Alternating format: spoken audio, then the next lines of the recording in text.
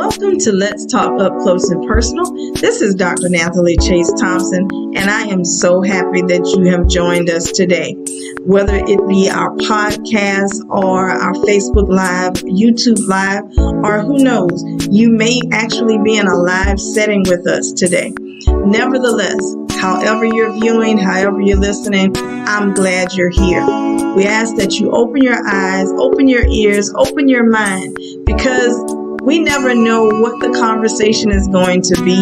I believe that it takes on its own DNA. It makes it unique for every situation and every circumstance and every episode. So, without further ado, let's talk up close and personal.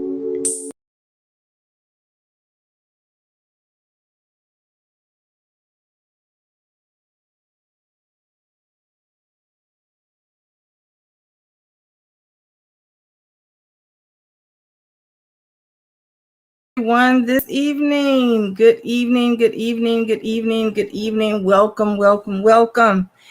It is a fantabalistic Friday. Yes, it is. And we are grateful, just to be alive. And after being alive, being in our right mind, having some joy, having some peace, even in the midst of whatever might be going on with us.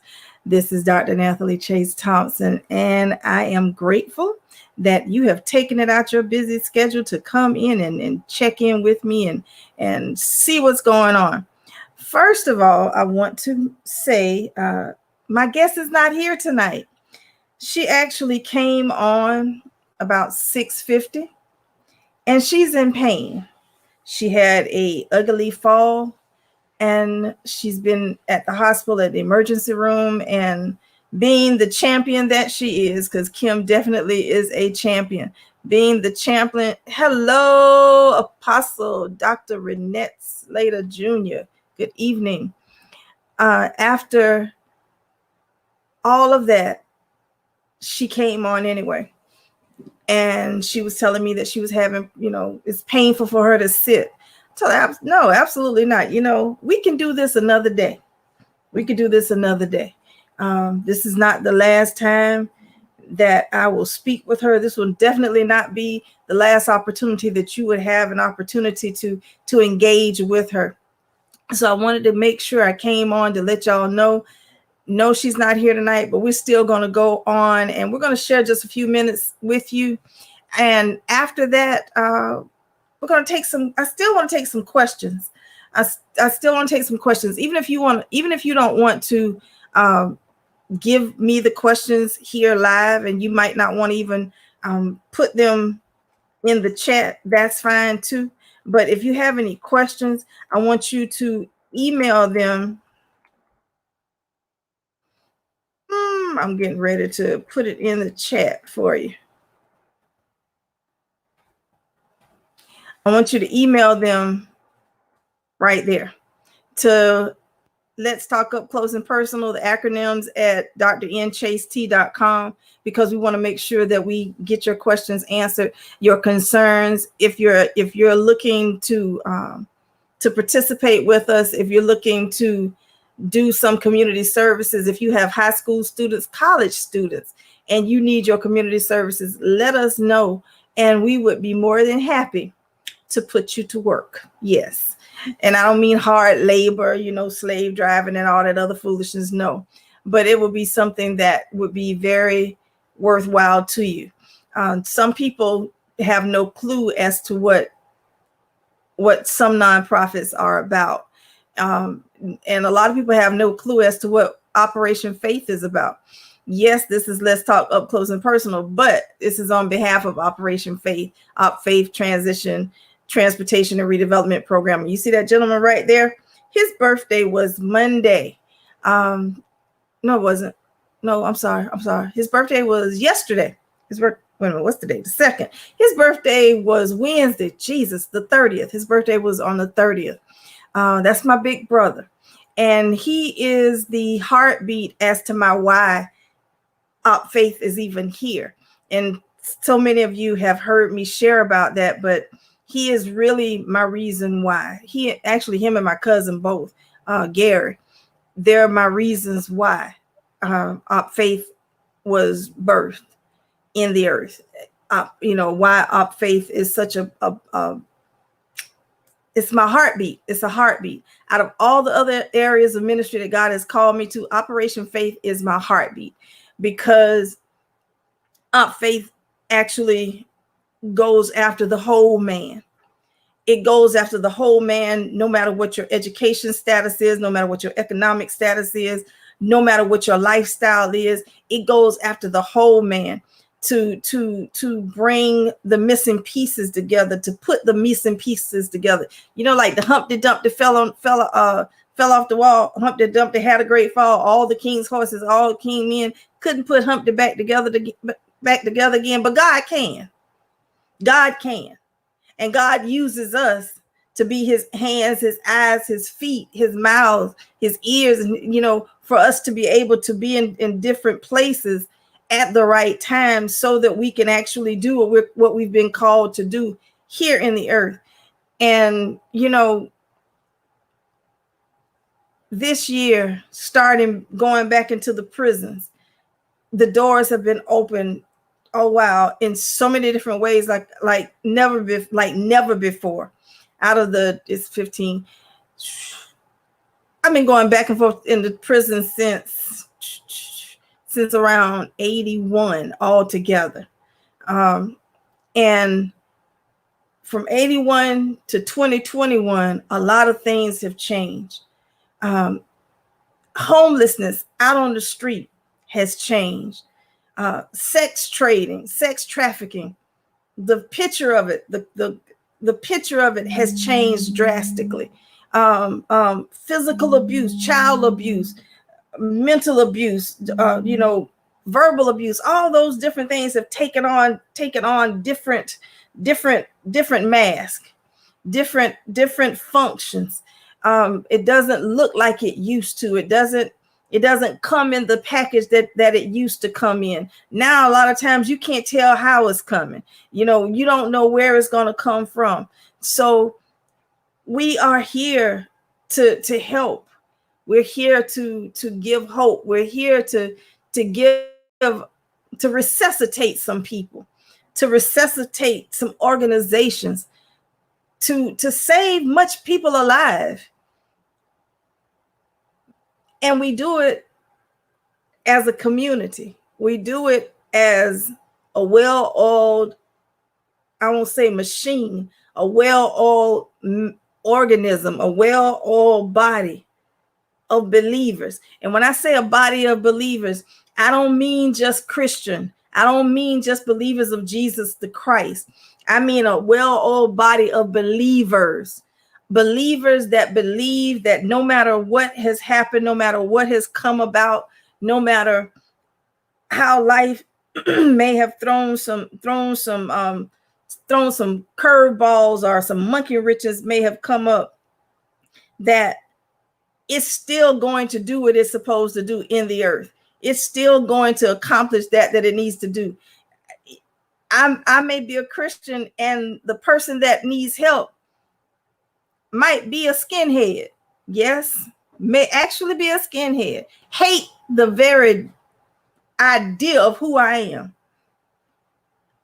But does that change the fact that that person needs help? No.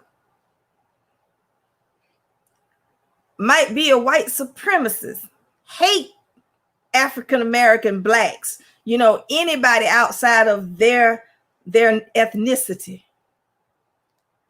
But that person needs help, and we're able to be the one to help that person. So do we turn our backs on them, knowing that they need help and knowing that we're able to assist them? Or do we still do what God says with loving kindness? You can heap coals of fire upon their forehead, plus with loving kindness have I drawn thee. So do we just walk away? Now, let us not be ignorant either. If they don't want it after you extend it, you good, I'm good. We've done our part. But we don't ignore the call just because of who they are and where they are.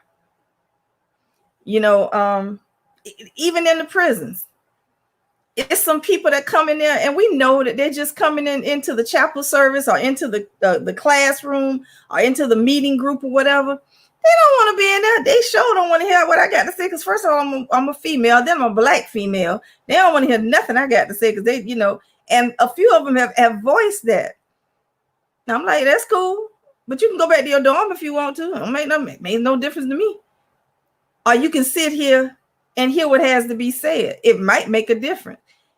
And not boasting or bragging, but 10 times out of 10, when it's all over said and done, they've come up and said thank you. They've apologized and they said thank you, because their perception of who I was and how I was getting ready to come out my mouth was nothing like they received, like was nothing that came about. So, we how can I say this? We pass judgment in ignorance a lot of times. We pass judgment just because we can. And you said, well, what all that got to do with this? Because we run into the same thing, even with what we do. We've had people, this gonna sound funny, but it's the truth. We've had people that requested food from us, requested groceries from us. And if they're in Jacksonville, I like to try and go. If they're out of town, I still try and go. If it's within the 5 surrounding counties, I still like to go. And even if I'm out of town, or even out of state, and we extend it wherever I am at that time. But we've had a couple of people that when I showed up to bring the groceries to them, they rejected them point blank. I don't want them because they came from a nigga. I know not Facebook might sanction this because I said that, but this is what came out at me. The N-word, not even realizing that that's not even a person. It's a lifestyle. It's the lifestyle of an individual, and it could be of any ethnicity. But because that's the racial term that people use, it is what it is, but I didn't get upset, tried to offer it again. And it didn't matter the fact that this person had a wife and had children and they needed it. But because it came from someone of color, they rejected it. I thank God that I've even had doctors that had to treat me that I know did not want to because of the color of my skin. But they gave me the absolute best treatment that I could have possibly gotten during that situation or in the midst of that episode. And this is what we're to do. Our faith, like with Kim, and she'll talk about it when she comes on the 23rd. She deals with PTSD since she's come out of the Air Force. She lives with it every day, but she doesn't allow it to control her. She controls it. Can everybody do that? No. My diagnosis, several of them. Do I allow them to control me, or do I control them? To the best of my ability, I control them. If I overexert my body, and this goes with anybody, if you overexert yourself, then it will shut you down. But then at the same time, it's just your body saying, I need rest. I need rest. You shut me down, I'm going to shut you down. So there are things that we have to be mindful of as to how we do what we do. Why do I run like I run with regards to ministry? Because it's life for me. It's like breathing to me. It's like eating to me. So no matter what's going on in my world, that's my outlet. I'm not busy in ministry like I used to be. I used to be busy, but was not necessarily productive, was not necessarily intentional. So now being intentional, being constructive, being dedicated to do kingdom, to do what God has called me to do here in the earth realm, and not look at it about me, myself, and I to get any glory. I like to do the dirty, nasty things that a lot of people don't want to do. Serve the people that can't pay you. Now, do I still have speaking engagements that are lucrative? Yes. Am I still preaching in avenues and in atmospheres where I'm either preaching, teaching, coaching, training, and it does pay me? Yes. But does that still neglect the fact that there are people, be it at City Rescue Mission, be it at the jails, be it some of the shelters, be it out in the park, that they're homeless and they don't have any money to give you? They have nothing to give you. So do you deny them the opportunity to also receive the word, to receive the love of Jesus, to receive hope, because they don't have a dime to give you? What if we were treated the way we want to treat other people? What if God treated us the way that we treat his people? It amazes me. It amazes me even how family members treat other family members, but if it's somebody outside the family, they go over and beyond the call of duty. Why they do that? Who knows? Why some husband and wives are competitive against each other, not with each other, not healthy competition, but negative. Who knows? Who knows why some parents and some children and their children are competitive against each other? Who knows? Who knows why this church on this corner and this church across the street never associate with each other, never come and meet and have a conversation as to what the two of them can come together and do something for the community? Who knows? It doesn't matter whether you are of a different faith and we're of a different faith. We're doing something for the community. The community is like a melting pot. It's like a crab pot. It's like stew. It's like what is it? Smorgasbord. You got a little bit of everything in there. A whole lot of everything in there. And we never know who might benefit from it. But we need to see what we can do about it. We need to see what we can do, because you might be a Catholic church on this corner. It might be a Baptist church on the other end of the corner. It might be a Kingdom Hall across the street and a Pentecostal church around the corner. So you got three different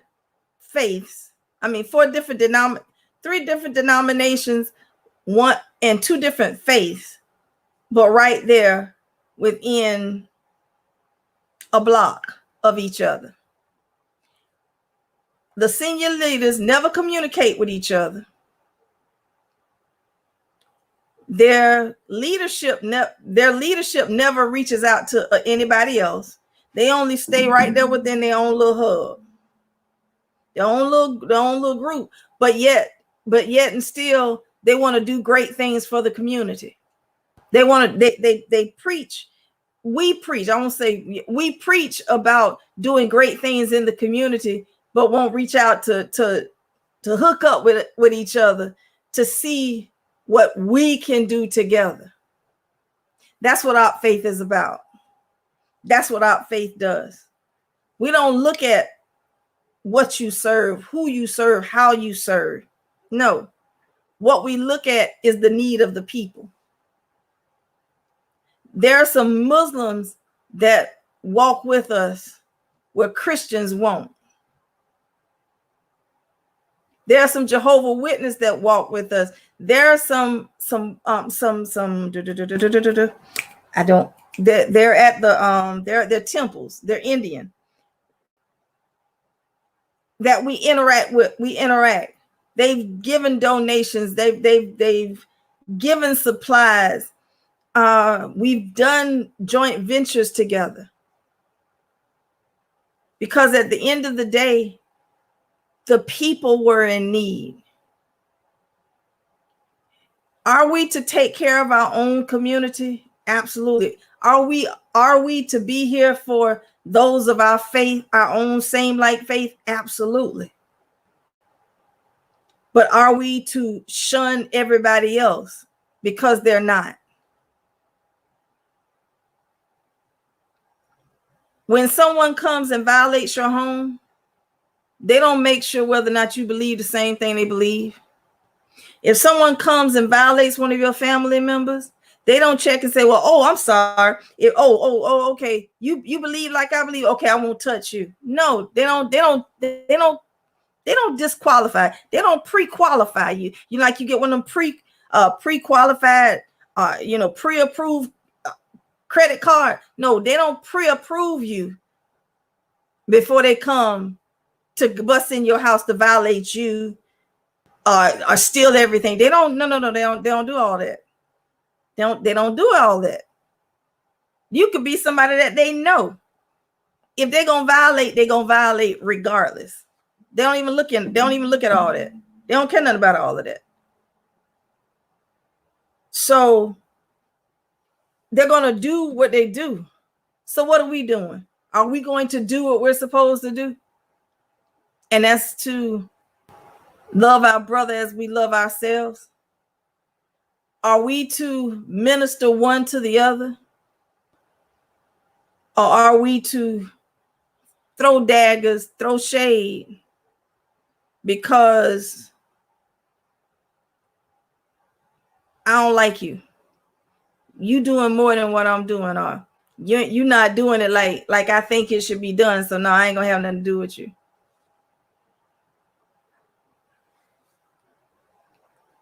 Our podcast, Let's Talk Up Close and Personal podcast, I love it. Started it back in the 90s, going out to Hilltop, talking to the young children and the teenagers. Started it out there. As a result, their parents started coming. Started going from one side of town to the other side of town. People knew which side of town we were going to be on based on our calendar, based on our flow. Started the conference call where people the ones that wanted to come, but they didn't want to be seen, would call in.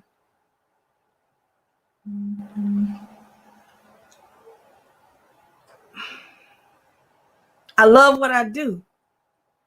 I love what I do because a lot of the things that God has called me back to be a helping hand to and with, hey, baby girl, a helping hand to and with is what I've had to live through. Made some horrible mistakes through my lifetime. But only but by the grace of God, I'm still here. And I'm still here in my right mind. And I'm so grateful that God has given me an opportunity to be there to help somebody else. I'm looking forward to establishing Op Faith in different cities and states. And it's not necessarily going to be Op Faith. It might be whatever that person's organization is, but we're going to implement Op Faith within that area so that we can help them, so that we can help that community, so that we can help those people that are in need. I'm looking forward to it.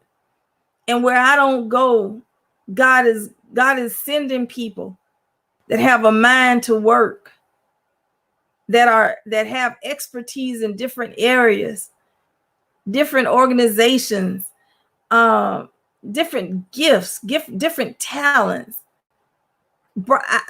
ideas of how we can expand and how we can grow and how we can help and how we can bring healing and health to those that are in need.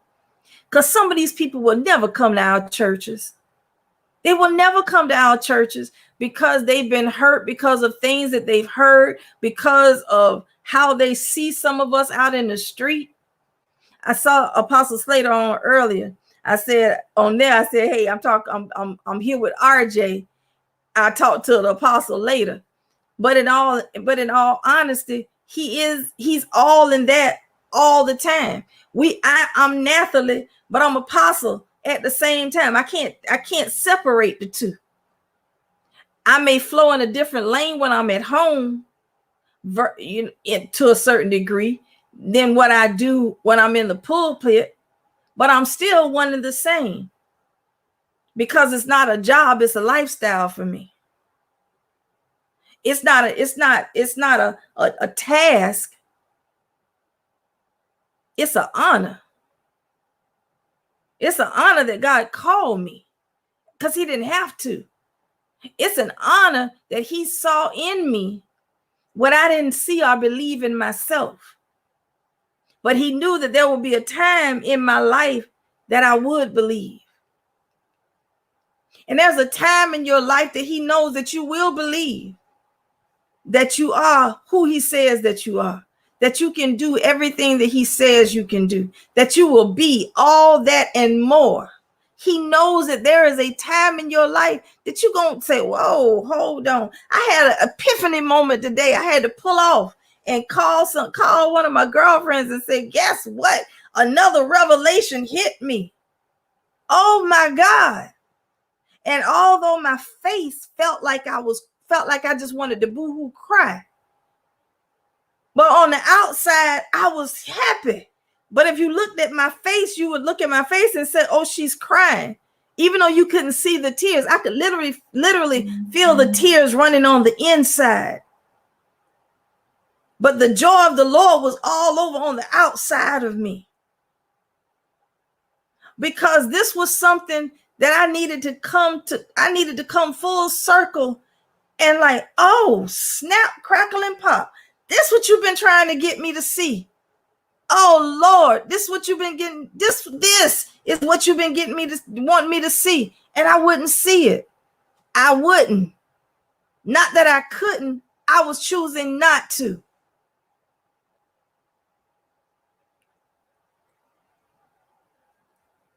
There are some people that will help you. There will be some people that will just stand there in the midst of it to see what you're doing, never to help you, just to be able to see so they can go back and talk. Then there are some people that want to help you, but they just don't have the means to help you, but they don't realize that their words of encouragement means the world, because although they can't give monetarily or they can't give resources, they're giving you a word of encouragement. They're giving you some more fuel to fuel the fire, to make sure that fire, that passion keeps burning. I know of a young lady. She may not be able to do a lot of things financially, but I see that she shares everything that God has given me to do. She shares it everywhere. She promotes it. And she doesn't do it to be seen. That's just the heart of this person. And that is a blessing. In addition to the fact we can't get upset when other people won't do and help us. We can't get upset if you know these people have the means to do and they won't. That might be a blessing that they're not, because then they can't get the glory for it. Only God is going to get the glory out of it. So we need to tell God thank you. We need to tell God thank you that they're not helping. We need to tell God thank you that they're not rendering any of their services or any of their resources or any of their finances. Some things are a blessing in disguise, even though we don't see it that way. We need to really and truly tell God thank you, because it's being nothing but just that, a blessing to you. So I didn't come on to do all of that, but I really came on just to let you know why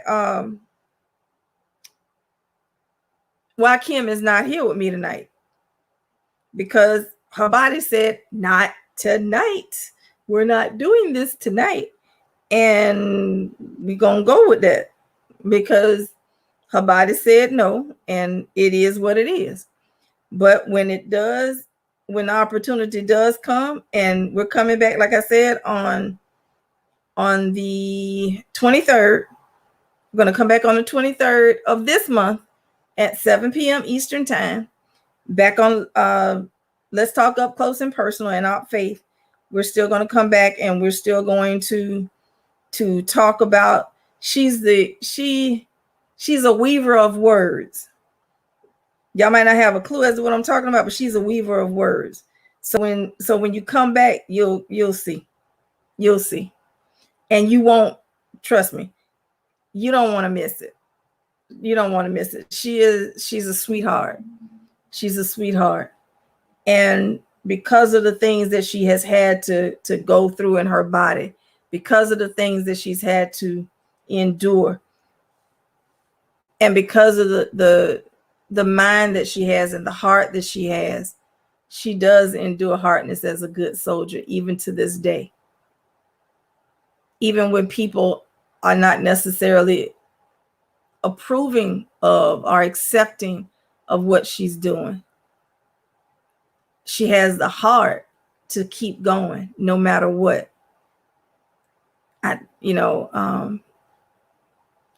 There are just some people that you meet that you automatically admire.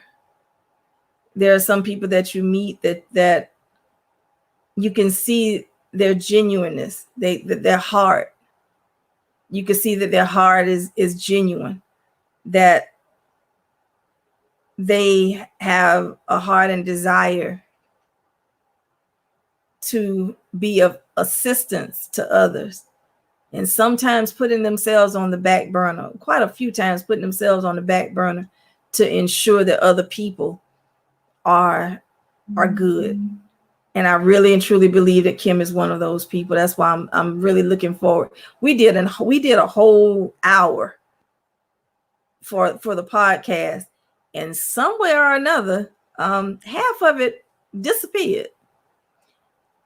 And I looked at it and said, okay, that's just a way for me to get her on live. So this is what we're going to do.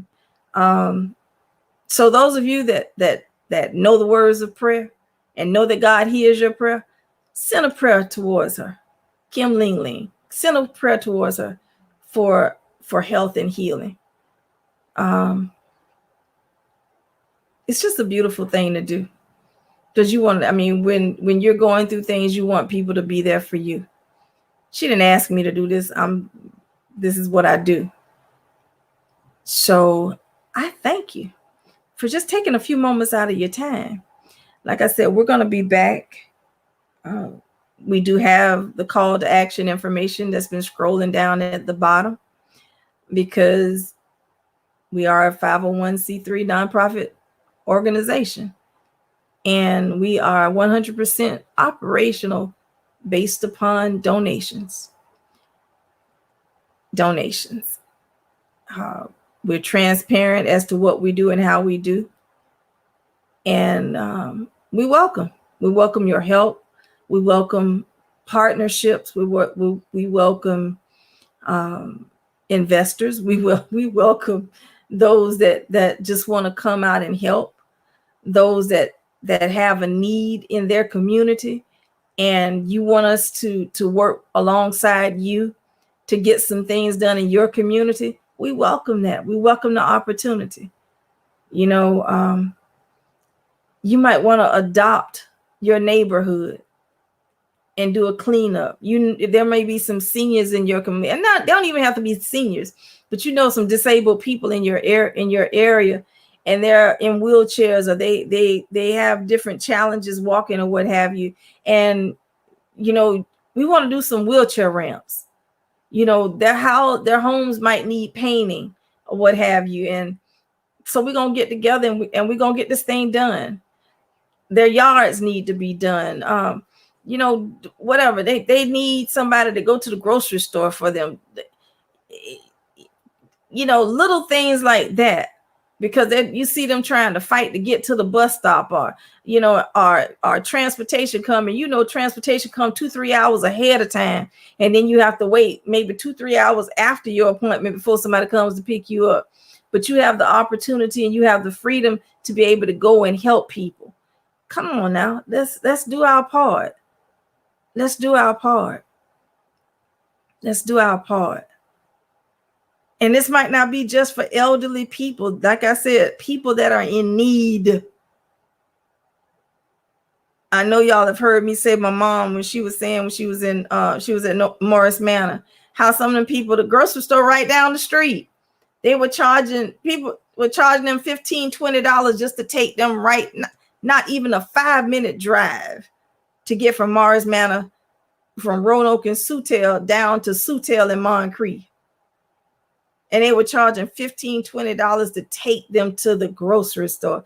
That is, you just violating. Just wrong.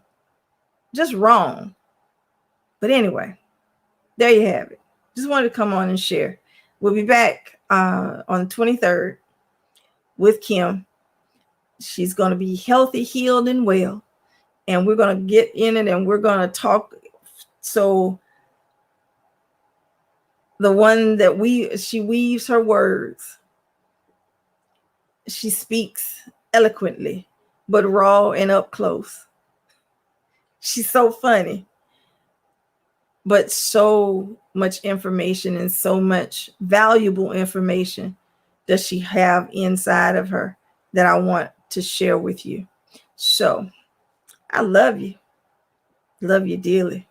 I thank God for everybody that has helped, everybody that's going to help, everybody that's going to reach out. I thank you. I thank you from the bottom of my heart. I thank you. I appreciate you. Everything that you do, everything that you're doing. So until next time, God bless you. Yes, Lord.